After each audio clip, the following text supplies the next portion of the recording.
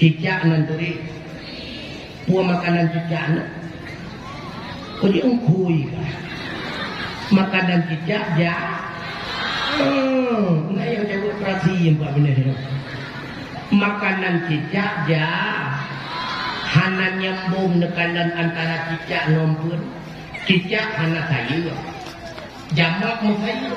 nak pernah nekalan cicak mati gara-gara hana jempok kado jamak nak hana yang nak mengikuti ngengkare lewatnya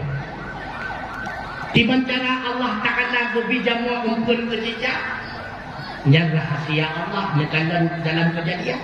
kan cicak rupanya tiup jamuk wujud jamuk ijak baci makanya dalam kejadian cicak di dinding diam merayap datang seekor nyamuk lalu ditangkap rupanya jamuk ijak baci mudung jamuk hana mati gara-gara hanam pun akan katanya manusia ayo ke hanam pun watelahi kena banyak nada bagus mendua bosak di bawah lahir hana gua mati maka tak susah kita nyong susah bak perkara yang hana terulai nyong menang susah ni katanya kakon susah ni kebenan tu sang menyedung buka toko tunggu nama dah 100 juta sang senang tu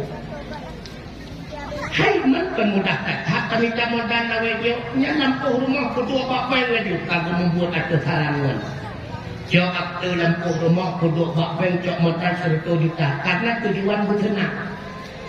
ujung buka toko pasal barang dalam akhirnya apa yang terjadi barang habis peng hanamuho yang naruho utang dalam bayi purne tu senang pertama haru nyokunyo yang ngekun dengan tok masalah ujung pun utama masalah nyok